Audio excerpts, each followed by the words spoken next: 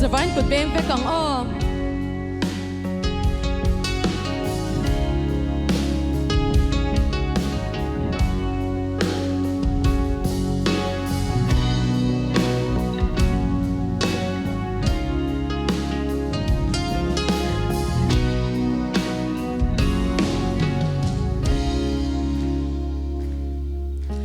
Chen khaten hlimten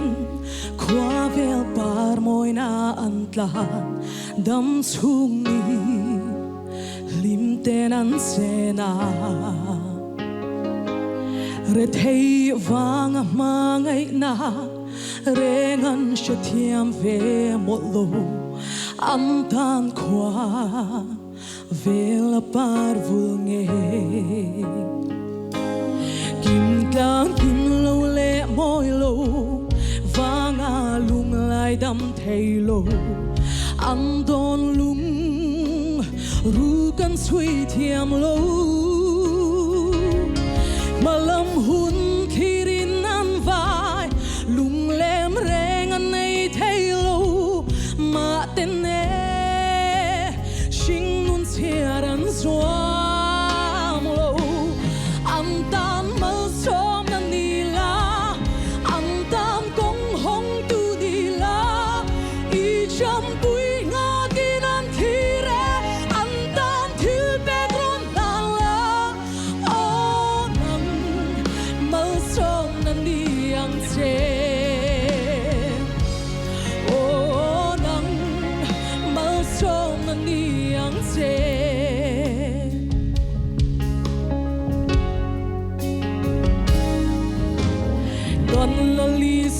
kha re thei ten nan pan china piang swal ten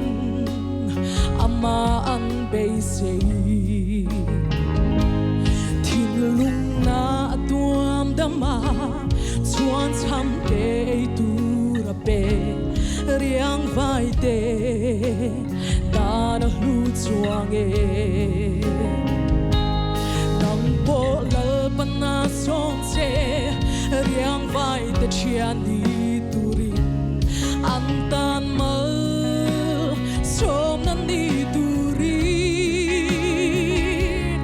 o u now in nei ro lu in thin lung in nei lu te riang vai te ma klin nan ki re an tan mal som nan ni la an tan kong hong tu ni la I cham tui nga di nan thi re an tan thil pe don la la o nan mal som nan ni ang che o nan mal som nan ni ang che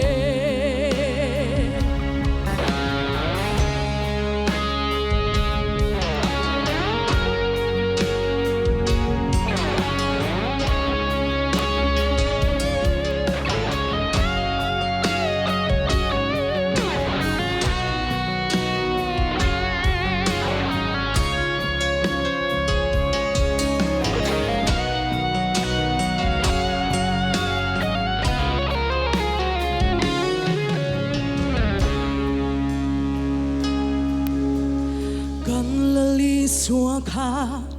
re thei ten nan pan china piang swal ten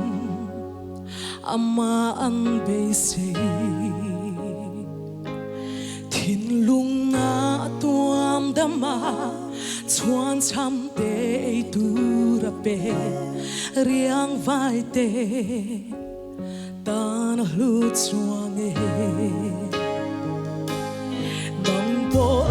pana som se